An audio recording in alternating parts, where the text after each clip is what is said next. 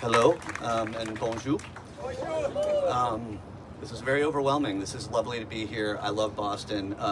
Before I get into sort of the merits of what I have to say, I want to call special attention to two groups of people. The first is our clients, the 5 people who had the bravery to put their names down on a lawsuit accusing the President of the United States of racism when their own status was in jeopardy.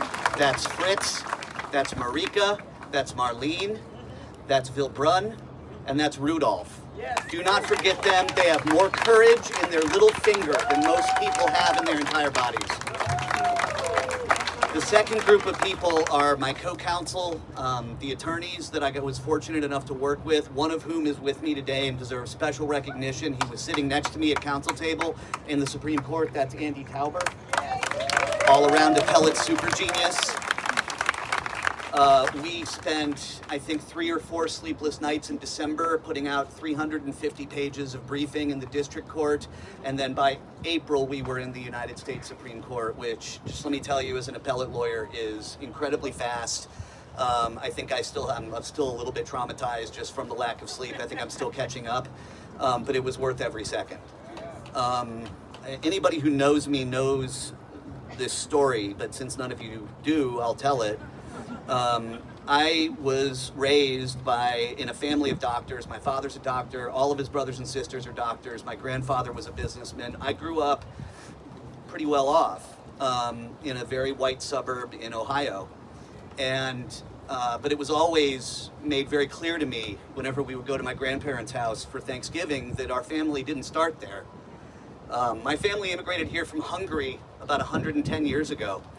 And my grandfather would always tell us, me and my cousins at Thanksgiving and Christmas, that within two generations of being discriminated against, and this sounds quaint nowadays, for being from Hungary, in Northeast Ohio where he set up his business, I couldn't get a job.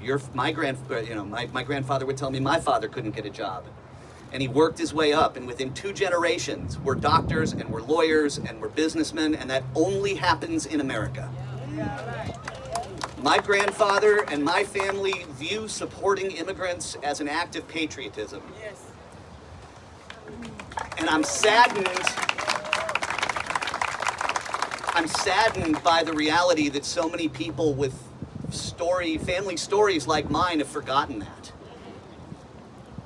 As I told Justice Alito in the Supreme Court, 100 years ago, Italians were not considered white, and they were excluded. Hell, the Irish weren't considered white. I'm in Boston. There's plenty of knowledge about that around here. So I do think that as a culture, we're going to get past this. I think we're in a really dark place right now. But the thing that I hold on to that gives me hope is the reality that other immigrant communities have been here before and prevailed. And if there's one thing I've known from 7.5 years of representing TPS holders is that they are a bunch of tough cookies. The amount of stuff that they've been through in their home country just to get here and work. I'll tell you a story. I was right before the Supreme Court decision, the weekend before, I was asked to come attend a lunch of Haitian American lawyers in my home city of Chicago. And the first thing that happened was everyone stood and put their hands over their hearts while the Star-Spangled Banner played. Then a Christian pastor said a blessing. And my first thought was, what more assimilation do people want? What is it? What more do you want these folks to do? They're standing for the Star-Spangled. I thought it was awkward. But it reminded me of something that I've had the ability, that has been reinforced to me year after year after year doing this work, which is that no one loves America like immigrants love America. They make our country better. Within 2 generations, my family rose up, and it's a story that's been told over and over and over again throughout American history. The only difference is now, it's a heck of a lot harder than it was for my great-grandfather. There were virtually no immigration laws back then. I remember asking my grandfather once, when I was old enough to put 2 and 2 together and understand.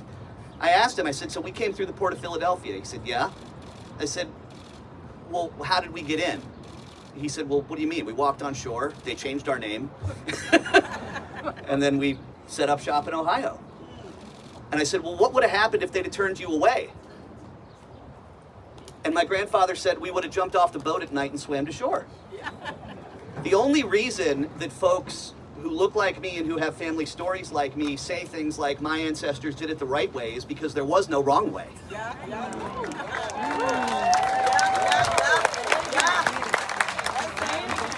My family had a shot, countless other families have a shot.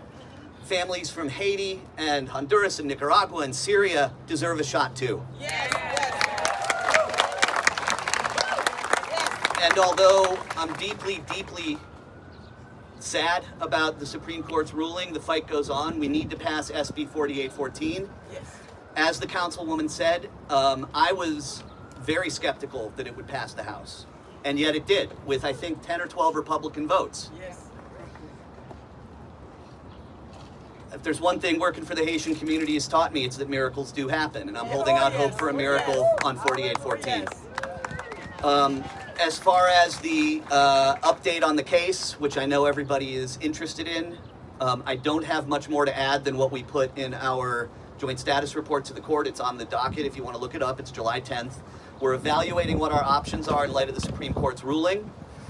I wish I could say more. I really can't because we're still making the decision. They're attorney deliberations, and we're still thinking about it. And also, this is public, and I would rather the government not know what I'm thinking right now.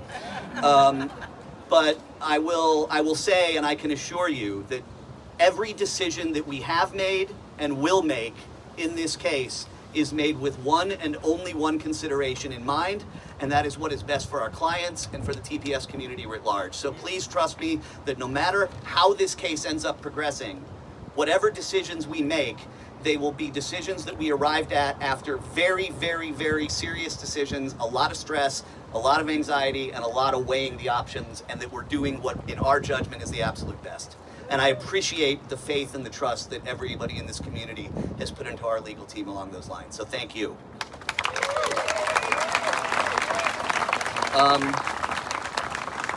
I'll close with just another call. If you are not originally from Boston, just like I'm not originally from Chicago, and you have family in states with senators who have not yet signed on to 4814, my parents are so annoyed at me right now because every day I check in with them. Have you told your mom? Have you told the women at your book club to call Senator Kaine yet? My friends in Ohio, have you told my friends with kids, have you told the people in your Mommy and Me group to call Senator Moreno? Well, Moreno's a lost cause, but have you told people to call Senator Husted and get him to vote for it? If you've got friends and family in other states, any state, tell them to support 4814. Lives depend on it. Yes. And America will suffer if we don't pass it. Yes. I'm really grateful to be here. I'm grateful to my legal team. I'm grateful to this whole community, and I'm really surprised by this, so thank you very much. Merci un peu.